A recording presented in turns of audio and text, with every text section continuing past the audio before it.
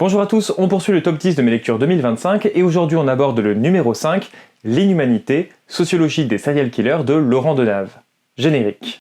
Tu veux prendre un livre? Ça ne vous arrive donc jamais de lire? 70% de toute l'archéologie se fait en bibliothèque. Vous allez à la bibliothèque et vous faites des recherches. Mais peut-être que les archives sont incomplètes. Voilà un livre qui m'a beaucoup plu, et en plus l'auteur a eu la gentillesse de me l'envoyer, c'est aussi quelqu'un qui regarde la chaîne, donc je le remercie au passage, et dans ce livre, il essaye de faire une exploration sociologique autour de la figure du serial killer. C'est intéressant parce que, en général, les serial killers ils sont expliqués à l'échelle individuelle et le plus souvent de manière psychologique. On a une forte tendance à surpsychologiser, à mobiliser des pathologies, et en particulier la figure du psychopathe. Du coup, a priori, ça semble assez difficile d'expliquer ce phénomène de façon sociologique, c'est-à-dire de considérer que les serial killers seraient un fait social. Et pourtant, il y a quand même pas mal de pistes intéressantes. Par exemple le fait que le nombre de serial killers a eu tendance à augmenter sur un siècle. On pourrait rapprocher ça de la démarche qu'avait eue Émile Durkheim dans Le Suicide, dans lequel il entendait justement démontrer ce qu'est la méthode sociologique et montrer en quoi la sociologie peut répondre à des questions qui concernent des phénomènes sociaux et pas uniquement des problèmes individuels. Et oui, parce que quand il sort le livre, Le Suicide paraît quand même un choix étonnant pour une première étude de sociologie, parce que c'est quand même une décision très individuelle, et qu'on va expliquer le plus souvent par des variables psychologiques. Est-ce que la personne était seule? Est-ce qu'elle était dépressive? Etc. etc. Et tout l'intérêt du livre de Durkheim, c'est justement de montrer qu'on peut expliquer le suicide non pas individuellement ou psychologiquement, mais socialement. De montrer que c'est un phénomène bien plus global qui dépend de la société elle-même, et il dit d'ailleurs que chaque société a une aptitude particulière à générer du suicide, et que le nombre de suicides d'ailleurs est relativement stable d'une année à l'autre. Et bien là, de façon assez intéressante, on va retrouver un raisonnement du même type, mais appliqué cette fois-ci au serial killer. On pourrait dire que chaque société a une aptitude particulière à générer des serial killers. Mais justement, rentrons dans le vif du sujet.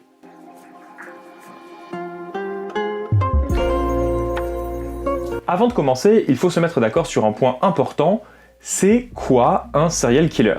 Parce que c'est en fait assez difficile à définir. En général, la définition la plus répandue est celle de Robert Ressler, criminologue au FBI, et qui nous dit « Un tueur en série est une personne qui tue 4 personnes ou plus, avec une accalmie entre les meurtres, dans des lieux et des circonstances différentes, mais avec un modus operandi similaire. » Cela dit, on a un petit problème avec cette définition, c'est que si on reste strictement là-dessus, quelqu'un comme Chris Kyle serait défini comme un serial killer. Si vous ne savez pas qui c'est un tireur d'élite américain qui a revendiqué d'avoir tué 255 personnes en Irak, et dont l'histoire a été adaptée dans le film American Sniper de Clint Eastwood avec Bradley Cooper dans le rôle titre. Et de fait, on a bien une personne qui tue 4 personnes ou plus, avec une accalmie entre les meurtres, dans des lieux et des circonstances différentes, mais avec un modus operandi similaire. Sauf que là, il va pas du tout être vu comme un serial killer, mais il sera au contraire surnommé la légende aux États-Unis.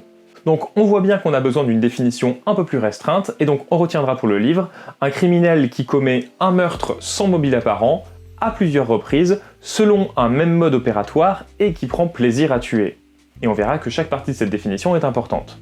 Maintenant qu'on a défini ça, il y a un truc super important à voir, c'est que la figure du serial killer, elle, fascine. En 2022, la série Netflix Monstre sur Jeffrey Dahmer a été la plus vue de la plateforme, et elle a été suivie d'une saison 2 sur les frères Menendez, et d'une saison 3 sur Ed Gein. Un genre de serial killer series universe. Bon, je ne vais pas revenir en détail ici sur la série et sa réception, mais on peut tout de même noter que les créateurs de la série Ryan Murphy et Ian Brennan ne voulaient pas avoir un traitement trop psychologisant ou individualisant, mais qu'ils ambitionnaient au contraire de dire quelque chose de plus large sur la société. Comme ils l'ont dit eux-mêmes au Hollywood Reporter, nous n'étions vraiment pas intéressés par Jeffrey Dahmer en tant qu'individu, mais sur ce qui a fait de lui le monstre qu'il est devenu. Nous en parlions tout le temps. C'est une série sur le privilège blanc, sur le racisme systématique, sur l'homophobie. Et si l'intention est louable, Laurent Denave précise néanmoins que c'est dommage qu'il n'ait pas inclus dans cette liste le contexte économique. Parce qu'en fait, c'est probablement la clé de lecture principale pour comprendre le phénomène des serial killers. En effet, dans le monde capitaliste contemporain, plus une société est inégalitaire, plus elle est violente. De fait, les régions du monde actuellement les plus inégalitaires sont aussi celles où l'on dénombre le plus d'homicides. Et les criminologues Xingxi Xie et Meredith Pugh ont fait la synthèse de 35 études, une méta-analyse, qui établit clairement un lien entre inégalité de revenus et criminalité violente. en particulier homicides et agressions violentes. Loin d'exprimer une forme de folie strictement individuelle sans mobile apparent, le meurtre en série est une réponse, aussi rare qu'extrême, à des logiques sociales à l'œuvre dans la société capitaliste états-unienne. Cela dit, on peut comprendre pourquoi Netflix ne rentre pas là-dedans, parce qu'il participe clairement à ce monde ultra-capitaliste, et il y a même une probabilité non nulle pour que l'industrie du divertissement joue un rôle non négligeable dans la production de nouveaux serial killers. Même si la causalité reste difficile à établir, mais on y reviendra. Bref, vous avez cependant compris la thèse principale du livre et qu'on retrouve dans le sous-titre, les serial killers seraient les produits de la société capitaliste contemporaine. Eh bien, explorons cette question-là.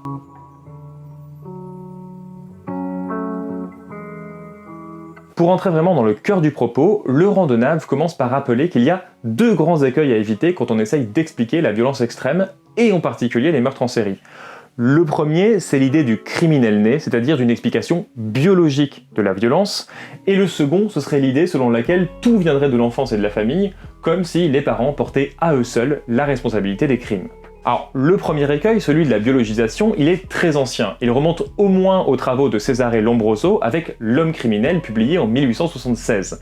Lombroso pensait pouvoir identifier les criminels à partir de caractéristiques physiques, et notamment la forme de leur crâne.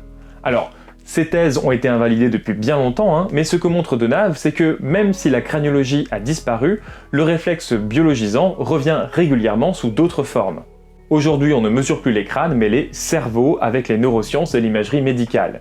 Les outils ont changé, mais l'idée reste la même, chercher le crime dans le corps de l'individu, dans l'inné, dans le naturel. Et il insiste bien sur le fait que si ces thèses innéistes de criminels biologiques fascinent autant et suscitent autant d'intérêt, c'est principalement parce que si on explique tout par l'individuel, alors la société n'a aucune part de responsabilité dans la persistance du phénomène, et ça permet de décharger la société, et en particulier l'ordre économique, de toute responsabilité. Pour faire une métaphore, on pourrait par exemple se dire « Ok, ça nous a tous un peu surpris en découvrant la prélogie Star Wars de voir que Dark Vador n'a pas commencé à étrangler ses nannies dès le berceau, mais que c'était en fait un petit blondinet mignon qui n'aime pas le sable. » Je n'aime pas le sable. Mais justement, personne ne naît criminel, et c'est important de comprendre comment le contexte politique et surtout les failles de l'ordre Jedi ont façonné le plus gros serial killer de la galaxie. Pour moi, le mal absolu, ce sont les Jedi, c'est vous! Tu es perdu alors! Mais je sens que je m'éloigne du sujet. Et donc le deuxième écueil pour expliquer les serial killers, c'est le plus répandu aujourd'hui, et c'est d'expliquer la violence presque exclusivement par l'environnement familial. Alors attention, ça ne veut pas dire que ce n'est pas une variable très importante. Au contraire, les données du FBI à la fin des années 70, début des années 80, montrent par exemple que parmi les tueurs en série interrogés, 69% ont grandi dans une famille marquée par l'alcoolisme ou la toxicomanie, 53% avaient des antécédents psychiatriques dans la famille, 50% ont des antécédents criminels, 66% ont grandi avec une mère chef de famille souvent décrite comme distante ou violente, 82% ont subi des violences physiques durant l'enfance, et d'autres travaux montrent que plus de la moitié ont subi des abus sexuels. L'idée c'est pas du tout de nier tous ces éléments, mais c'est de se demander qu'est-ce qu'on en fait. Parce que du coup, si on explique la violence des enfants par la violence des parents, il faut maintenant expliquer pourquoi les parents eux-mêmes étaient violents dans un premier temps. Et on ne fait que déplacer le problème. C'est un point que soulignait déjà Pierre Bourdieu quand il disait qu'il existe une loi de conservation de la violence. Ce que dit Bourdieu, c'est que la violence visible, les coups, les crimes, les agressions, c'est le produit d'une violence invisible qu'il appelle violence structurelle ou violence sociale objective. Cette violence-là, elle est inscrite dans les structures économiques et sociales, donc c'est la précarité, la domination de classe, l'exploitation, l'humiliation quotidienne, l'insécurité matérielle. Elle s'exerce en permanence, mais elle est normalisée et donc peu perçue comme de la violence. Dans ce cadre, la violence familiale n'est pas la cause première, mais un relais. Les parents violents ne sont pas violents par nature, ni simplement parce qu'ils n'aimeraient pas leurs enfants, ils sont eux-mêmes exposés de façon durable à des rapports sociaux violents et la violence se déplace des structures vers les familles, puis parfois des familles vers les individus. C'est pour ça que Bourdieu dit qu'on se trompe de cible quand on s'arrête à la famille. Si on ne s'attaque pas à la violence sociale globale, celle qui s'exerce au travail, dans le chômage, la domination économique ou les institutions, alors on continuera à produire des trajectoires marquées par la violence, même si on moralise les parents ou qu'on psychologise les individus. Et donc, Denave va essayer de dépasser un peu l'écueil biologique et familial en ayant une approche plus sociologique. En s'intéressant au cas des États-Unis, il montre que l'évolution du nombre d'homicides et de tueurs en série suit de très près les grandes transformations économiques et sociales du pays. Dans les années 50 et 60, on a une période de prospérité relative et le taux d'homicide reste bas, autour de 4 à 6 pour 100 000 habitants, et le nombre de tueurs en série est limité. En revanche, dans les années 70 et 80, en pleine crise économique, avec la montée du chômage, la désindustrialisation et l'explosion des inégalités, le taux d'homicide grimpe jusqu'à 9 ou 10 pour 100 000 habitants, et le nombre de tueurs en série augmente fortement. On passe de 1 cas pour 11 millions dans les années 50 à 1 cas pour 3,6 millions dans les années 80. Cette période correspond aussi aux politiques menées sous Ronald Reagan qui sont marquées par des coupes massives dans les services publics, notamment dans la psychiatrie. Des milliers de lits sont supprimés dans les hôpitaux psychiatriques sans que des structures alternatives soient mises en place. Résultat, les personnes gravement malades se retrouvent livrées à elles-mêmes, parfois incarcérées, parfois impliquées dans des actes violents qui auraient pu être évités avec une prise en charge adaptée. Dans le même temps, l'État durcit la répression pénale et met en scène une lutte spectaculaire contre le crime, ce qui contribue indirectement à créer les conditions sociales de ce crime. Cela dit, dans tout ce qu'on vient de dire, on ne fait pas vraiment la différence entre les serial killers et les crimes et agressions de façon générale, qui ont des causes multiples, notamment une exposition précoce à la violence, qui est elle-même déterminée par la position sociale, et des conditions d'existence marquées par la pauvreté et la précarité. Mais Laurent Denave insiste sur une spécificité du crime de serial killer, le fait qu'il serait motivé par un désir de revanche sociale.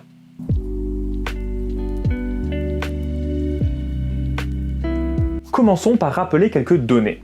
Les serial killers sont très majoritairement des hommes, environ 90% des cas. Ils sont aussi très majoritairement considérés comme blancs, environ 85% des cas. Ils agissent le plus souvent seuls, là encore, environ 80 à 90%, et surtout, ils ciblent très majoritairement des personnes qu'ils ne connaissent pas dans 75 à 90% des cas. Et ça, c'est vraiment le point crucial parce que c'est ça qui les distingue très nettement de l'homicide ordinaire. En sociologie de la criminalité, on sait que la plupart des meurtres ont lieu entre personnes qui se connaissent. Le meurtre entre inconnus, c'est normalement l'exception. Donc là, on a bien affaire à une violence très particulière qui ne peut pas être expliquée uniquement par les conflits interpersonnels, ni simplement par des troubles psychologiques individuels. Il faut chercher autre chose. En ça, on peut d'ailleurs rapprocher les serial killers des mass shooters, comme ceux de Bowling for Columbine, parce qu'on va avoir le même genre de mécanisme à l'œuvre. La différence principale que trace l'auteur entre les deux, c'est que le serial killer tient à la vie, alors qu'en général, le mass shooter est prêt à mourir, soit par la police, soit de sa propre main. Pour essayer d'expliquer ce phénomène, Laurent Denave s'appuie notamment sur les thèses du sociologue et criminologue Elliot Layton dans son livre de 1996, Hunting Humans, qui est une vraie référence sur le sujet et qui a été réédité plusieurs fois depuis. Ce qui intéresse Layton, ce n'est pas la pathologie psychologique, il essaye d'expliquer les phénomènes de meurtre sériel plutôt par la position sociale de ces individus. Sa thèse, c'est que le tueur multiple serait animé par une revanche contre la société qui l'a rejeté et par un désir de reconnaissance, voire de célébrité. Dans une société capitaliste très concurrentielle, où tout le monde est sommé de réussir, d'être performant, d'occuper une place valorisée, la frustration est structurelle. Le nombre de positions désirables est limité, mais les aspirations sont massivement encouragées. On promet à chacun la réussite tout en organisant la rareté. Résultat, pour certains individus, la mobilité sociale est bloquée, les trajectoires sont marquées par l'échec, l'humiliation, le déclassement, et la sensation très forte d'être méprisé ou invisible. Dans cette perspective, le meurtre en série n'est pas un acte irrationnel, mais une forme extrême et déviante de réponse à cette situation.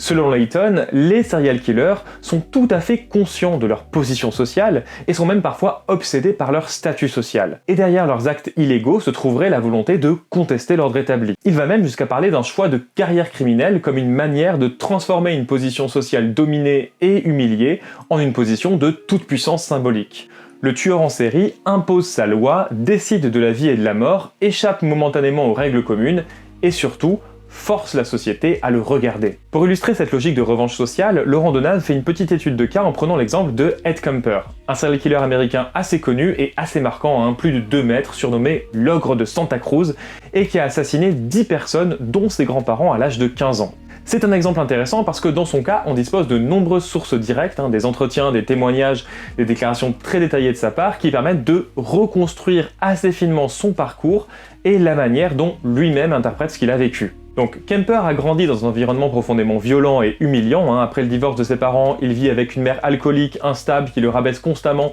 l'insulte, le bat et l'isole en le faisant dormir à la cave. À l'école, il est solitaire, moqué, persuadé qu'il est complètement stupide alors que d'après sa page Wikipédia, il aurait un QI de 143, et il se vit très tôt comme quelqu'un de sans valeur et qui accumule la honte, la frustration, la colère, sans aucun espace de reconnaissance ni possibilité de transformation de cette colère en quelque chose de socialement valorisé. C'est dans ce contexte que se construit progressivement chez lui un imaginaire de revanche. Une raison pour laquelle c'est intéressant d'étudier le cas de Kemper, c'est aussi parce que c'est un exemple qui est très souvent mobilisé pour illustrer la thèse de la mauvaise mère. Parce qu'une grande partie de la littérature psychologique et médiatique sur les serial killers a tendance à tout ramener à la figure maternelle. Mère dominatrice, mère humiliante, mère castratrice. Et dans le cas de Kemper, cette lecture est d'autant plus tentante que lui-même explique avoir concentré sa haine sur sa mère, et que ses victimes étaient souvent des jeunes étudiantes auxquelles sa mère lui répétait qu'il n'aurait jamais accès parce qu'elles étaient trop bien pour lui. Dans certaines interprétations psychologisantes, ces meurtres deviennent alors des actes symboliques. En tuant ses étudiantes, Kemper tuerait symboliquement sa mère ou se vengerait d'elle. Le problème que souligne Denave en s'appuyant notamment sur les critiques féministes de ce type d'analyse, c'est que cette lecture, elle est profondément réductrice et potentiellement problématique, parce qu'elle fait porter sur la mère, et plus largement sur les femmes, la responsabilité des violences masculines extrêmes. Elle transforme les victimes potentielles en coupables symboliques et reconduit une vision assez misogyne où la violence des hommes serait en fait le produit de femmes défaillantes. Or, ce que montre Denave, c'est que la mère de Kemper n'est pas l'origine ultime de sa violence, mais c'est un vecteur d'une violence plus large.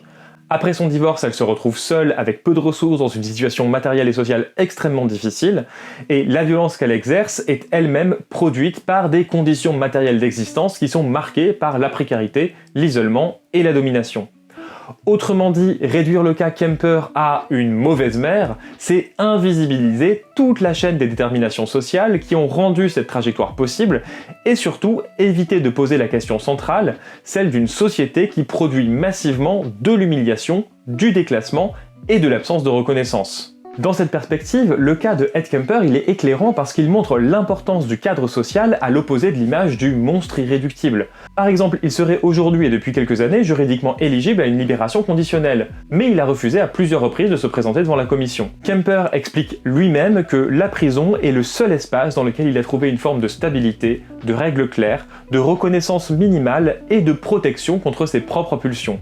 Il dit explicitement qu'à l'extérieur, il ne se ferait pas confiance. Ce point est crucial, parce que c'est pas une transformation intérieure miraculeuse qui aurait guéri Kemper, mais c'est la présence d'un cadre institutionnel structurant. Ça fait réfléchir. À partir de ce type de trajectoire, Eliot Layton a cherché à aller plus loin et à généraliser l'hypothèse de la revanche sociale.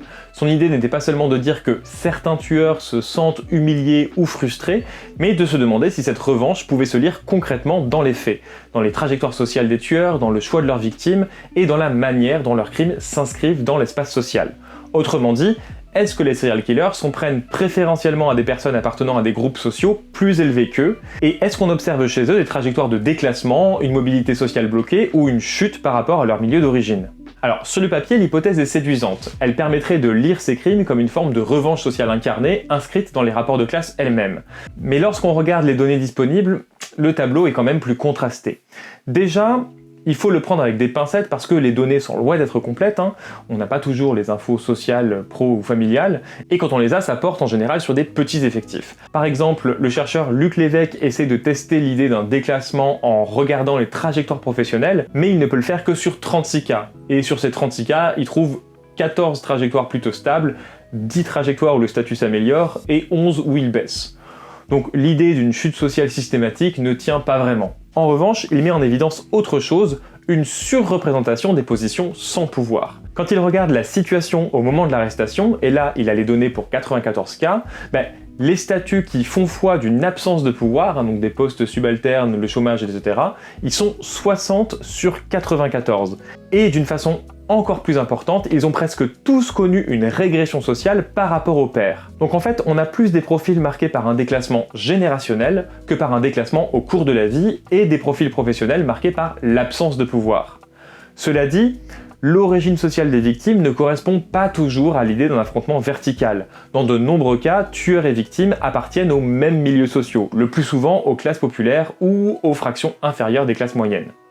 Autrement dit, la thèse d'une revanche sociale au sens strict, donc d'un dominé qui s'attaquerait directement aux membres des classes auxquelles il n'a pas accès, ça ne permet pas de rendre compte de l'ensemble des situations observées, ni même de la majorité. Et c'est là que Laurent Donave introduit une réflexion importante, la question de la reconnaissance sociale et de la célébrité.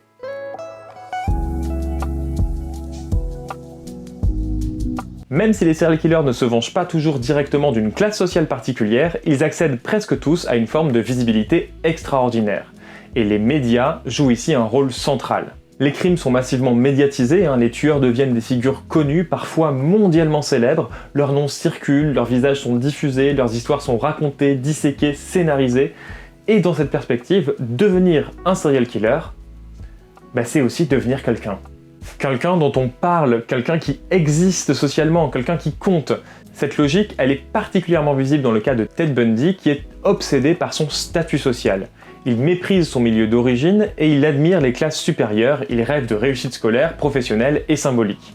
Il veut être avocat, politicien, enfin quelqu'un d'important, et quand ses ambitions échouent et quand il se heurte à ses limites sociales, la violence devient un mode d'affirmation de soi. Bundy incarne très bien cette idée que le meurtre en série peut être une manière perverse d'accéder à une forme de réussite.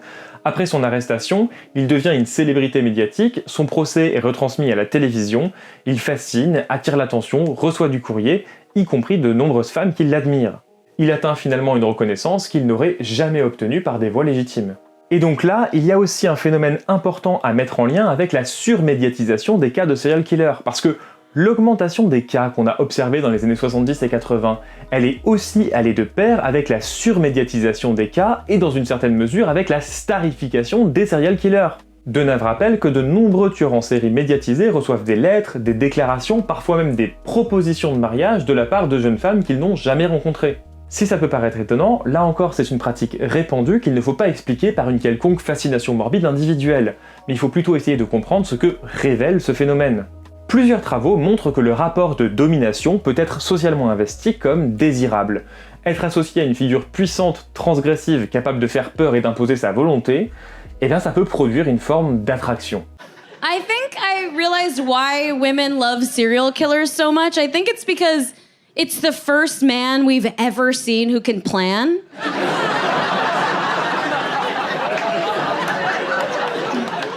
I'm watching, I'm like, pretty sure Ted Bundy could handle making a fucking dinner reservation. You know what Jeffrey Dahmer could have done? He could have planned my birthday party, okay?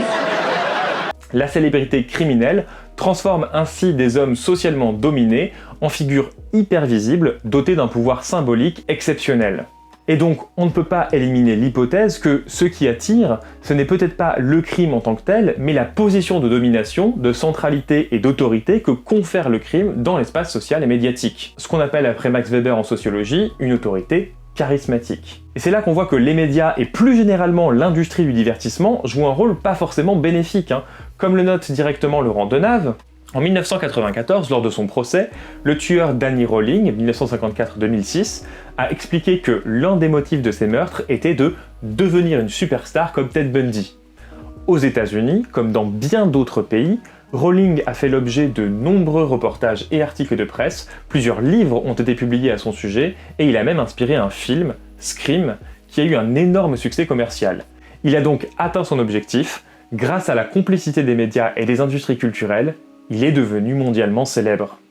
Et je trouve fascinant à quel point on peut avoir un effet performatif du serial killer, c'est-à-dire les serial killers existent parce qu'ils voient d'autres serial killers à la télé. Cela dit, si cet effet superstar joue sans aucun doute et ferait d'ailleurs un bon sujet pour un épisode de Sociologique, ça ne peut pas être notre seule explication, parce que le plus souvent, les serial killers, ils essaient quand même de dissimuler leurs crimes et de passer inaperçus. Donave propose alors une hypothèse alternative, le fait que la chasse serait satisfaisante en soi pour les serial killers, et il entame alors tout un parallèle ultra intéressant sur la chasse.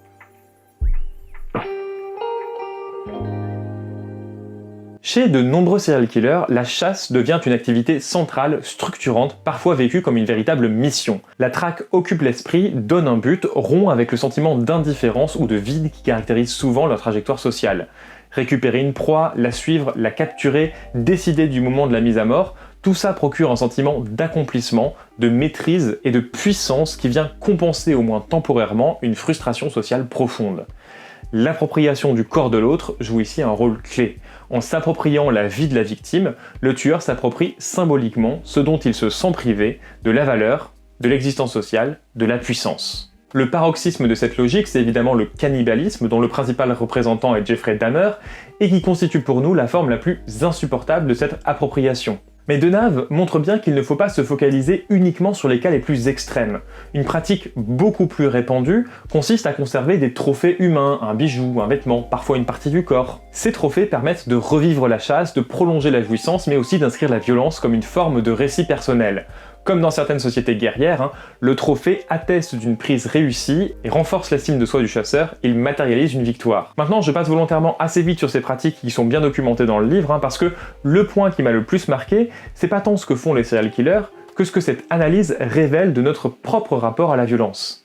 Et c'est là que le parallèle avec la chasse devient décisif. Deneuve s'appuie notamment sur le travail de Charles Stepanov, c'est un anthropologue qui réfléchit beaucoup à notre rapport au vivant et notamment à la chasse. Et si le sujet vous intéresse, je vous invite à aller voir ou revoir le commentaire que j'avais fait l'année dernière sur son livre « L'animal et la mort ». Et de fait, il soulève dès l'introduction un certain nombre de paradoxes, comme le fait qu'on a aujourd'hui un degré individuel d'intolérance à la violence particulièrement fort, alors même que, d'un autre côté, l'humanité représente une puissance destructrice majeure et qu'on n'a jamais autant tué d'animaux que dans la période contemporaine. Et c'est là qu'il y a quelque chose de bizarre, d'intriguant pour l'anthropologue, c'est quelle est devenue la violence dans notre société moderne, où aucune société n'a été aussi violente, dans le sens où la violence sur les animaux, par exemple, la mort.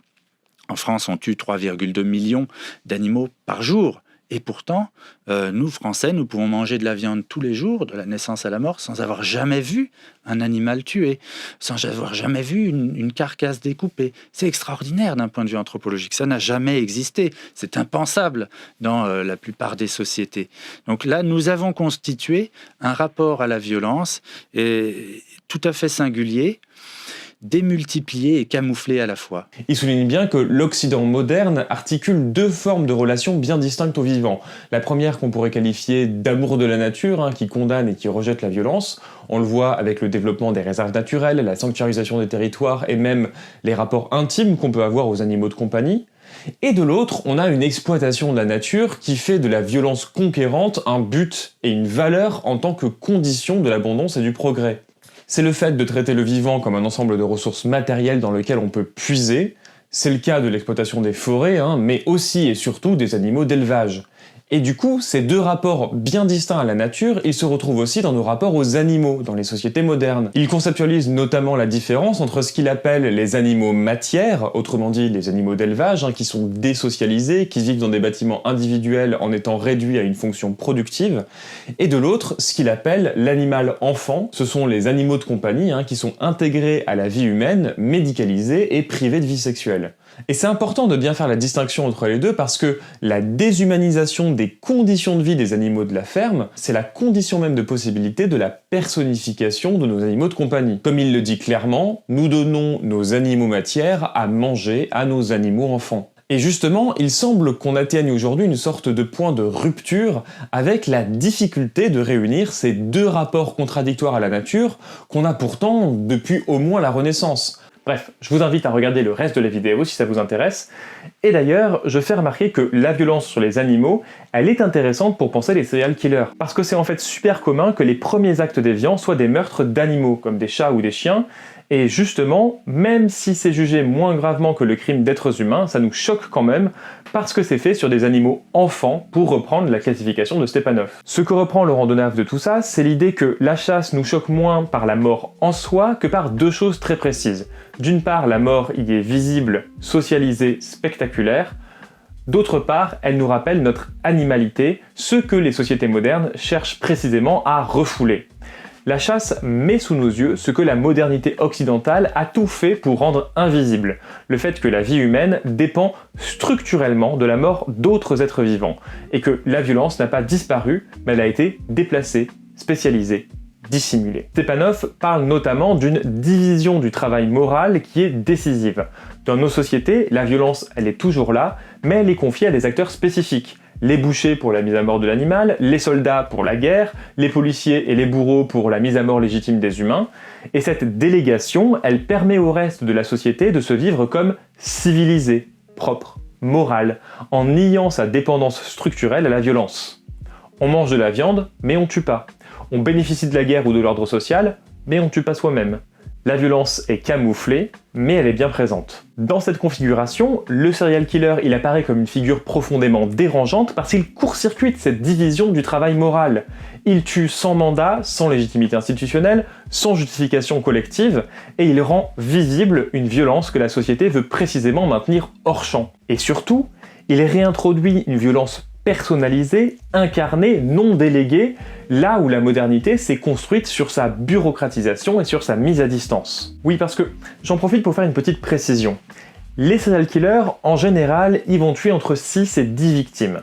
Allez, maximum quelques dizaines pour les cas vraiment les plus spectaculaires. Mais les crimes produits par le capitalisme, ils sont bien plus massifs. On a par exemple 9 millions de personnes qui meurent de faim chaque année. Et comme le dit bien Jean Ziegler, l'ancien rapporteur spécial de l'ONU pour le droit à l'alimentation, quiconque meurt de faim meurt assassiné. Parce que ce ne sont pas des morts naturelles, ce sont des morts produites par un système économique, alors même que la production alimentaire mondiale permettrait parfaitement de nourrir jusqu'à 12 milliards d'êtres humains. Ça fait quand même 25 000 morts par jour et ça nous choque beaucoup moins que les serial killers. Et admettons, si les morts de faim ça vous semble un peu trop indirect, on peut évidemment citer tous les accidents industriels. Rien que la catastrophe de Rana Plaza au Bangladesh en 2013, où il y a un immeuble qui s'est effondré sur des ouvriers du textile qui travaillaient pour des grandes marques occidentales, ça a fait 1134 morts.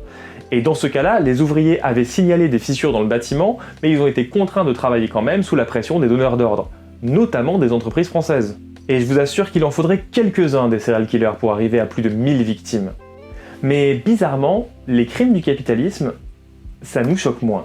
C'est pour ça que Denave insiste sur le fait que l'horreur que suscitent les serial killers, c'est pas seulement lié à l'ampleur ou à la cruauté des crimes, mais au fait qu'ils nous rappellent quelque chose que nous voulons oublier, notre propre capacité à tuer, notre propre animalité, et le fait que la société civilisée repose elle-même sur des formes massives de prédation et de mise à mort. Le tueur en série, c'est ce que Stepanov appelle le sauvage de la civilisation. Il ne vient pas d'un dehors barbare, il est un produit interne du monde moderne, mais il en exhibe la part refoulée.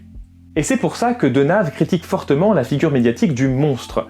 Qualifier les serial killers de monstres inhumains, ça permet en fait de sauver notre propre humanité. Si ce sont des monstres, alors ils n'ont rien à voir avec nous. Et je vous rappelle que la série Netflix d'anthologie qui nous fait une saison par serial killer, elle s'appelle précisément Monstre.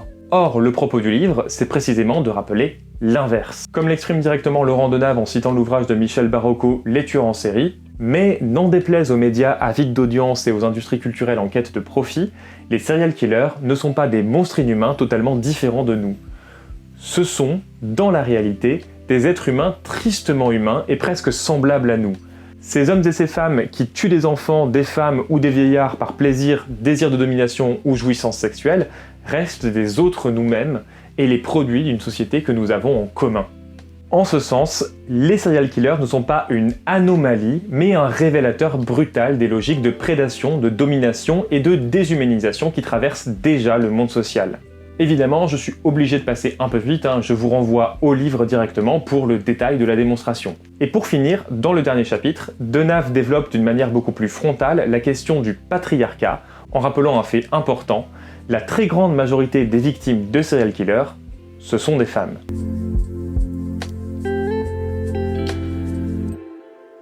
Et oui, les femmes sont surreprésentées parmi les victimes de serial killers. L'exemple de Jeffrey Dahmer qu'on a pris jusqu'ici, et qui s'en prenait principalement à des hommes homosexuels, souvent afro-américains d'ailleurs, eh bien c'est en fait vraiment une exception parmi les serial killers dont la violence est aussi une violence patriarcale, et c'est un point qu'il ne faut absolument pas négliger. J'en profite d'ailleurs pour vous signaler que le hasard du calendrier fait que je suis le deuxième à faire une vidéo de sociologie sur les serial killers, puisque il y a à peine plus d'un mois, le collègue Grégoire Simpson a sorti son excellente vidéo « Les serial killers n'ont rien de génial », qui s'appuie lui aussi sur le livre de Laurent Denave. Alors pour le coup, ça faisait un moment que ce script était écrit et j'ai hésité à écourter très fortement cette vidéo, mais finalement, on a quand même des angles un peu différents et je pense qu'il peut y avoir une forme de complémentarité dans nos façons d'aborder les choses. Donc je vous invite bien sûr à aller voir sa vidéo si ce n'est pas déjà fait, Comme d'habitude, c'est super bien écrit, c'est très bien monté, on voit qu'il y a passé du temps et il explique de façon limpide et très didactique la notion de violence sociale réactionnaire développée par Denave.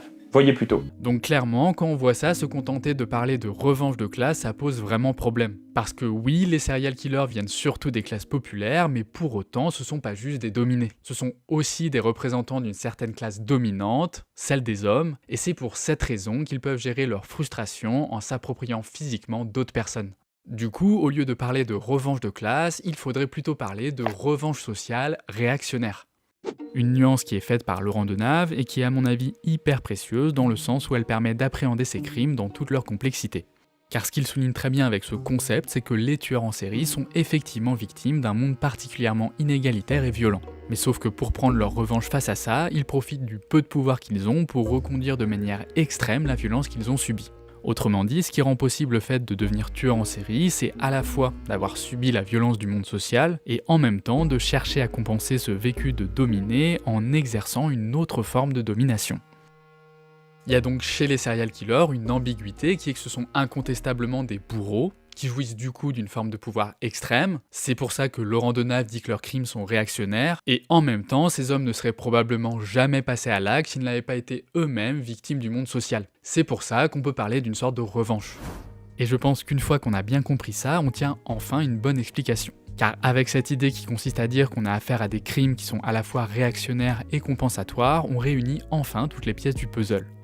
Parce qu'on comprend non seulement pourquoi la plupart des tueurs en série viennent des classes populaires, mais aussi pourquoi c'est dans la grande majorité des cas des hommes, et des hommes qui s'en prennent à des personnes qui socialement ont tendance à être traitées comme des objets. Donc des femmes, des mineurs, des pauvres, des noirs, etc. Donc, encore une fois, allez voir sa vidéo si ce n'est pas déjà fait. Ouais, je suis comme ça, moi, je fais de la pub à des gens qui ont 4 fois plus d'abonnés que moi et qui font 10 fois mon nombre de vues. Mais du coup, cette notion de revanche sociale réactionnaire, elle se voit particulièrement quand on étudie le fait que les crimes de serial killers, ce sont bien souvent des hommes qui tuent des femmes.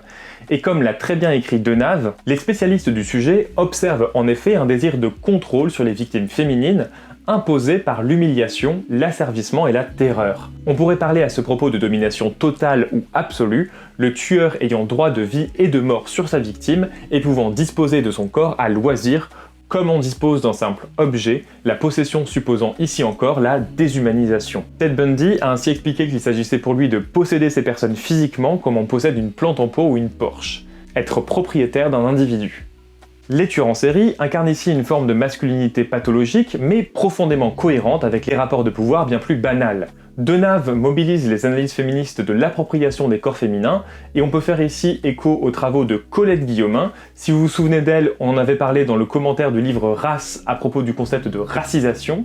Eh bien, elle a aussi écrit sur la domination masculine, en soulignant concernant l'ordre patriarcal, le coup de force permanent qu'est l'appropriation de la classe des femmes par la classe des hommes, une appropriation qui est la réduction des femmes à l'état d'objet matériel. On voit bien en quoi le meurtre en série repose sur la même logique portée à l'extrême. Et Denave rappelle aussi que les femmes prostituées représentent environ 20% des victimes de serial killers. On peut comprendre cette surreprésentation parce qu'elles sont décrites comme des proies faciles. Notamment, elles peuvent suivre le tueur au bon lui semble. Mais cette explication ne suffit pas. Leur ciblage renvoie aussi à une distinction profondément ancrée dans l'ordre patriarcal, celle entre la mère et la putain, la femme respectable et la femme méprisable.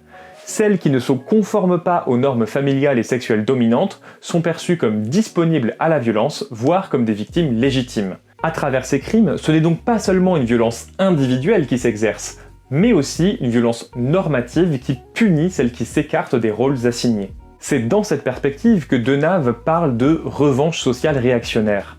Loin de fissurer l'ordre patriarcal, il le renforce en instillant la peur et en rappelant brutalement aux femmes le prix de la transgression.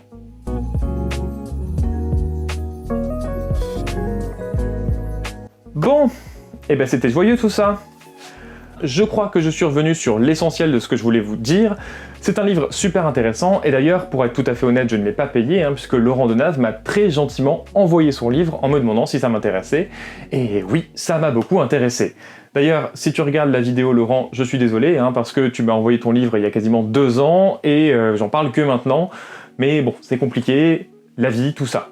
Alors, je vous recommande la lecture du livre de première main, ça reste un petit livre, il fait 128 pages, donc clairement, il ne fait pas le tour de la question des serial killers, mais c'est un livre qui est bien écrit, qui est accessible à tout le monde, et qui est vraiment un travail de recherche sérieux. Il y a beaucoup de citations, de références, clairement il y a du boulot, même si ça va pas épuiser toutes les questions qu'on pourrait se poser sur les serial killers. Comme vous avez vu, il y a aussi une thèse dans le livre, qui est cette idée de sociologiser une violence qu'on voit souvent comme individuelle, et surtout de la relier au système capitaliste, et donc c'est vers cette démonstration-là que sont tournés les exemples et les arguments. Mais en tout cas, c'est un livre passionnant et qui donne beaucoup à réfléchir. Quant à moi, on se retrouve la semaine prochaine pour le numéro 4, je vous fais des gros bisous, et à très vite. Ciao!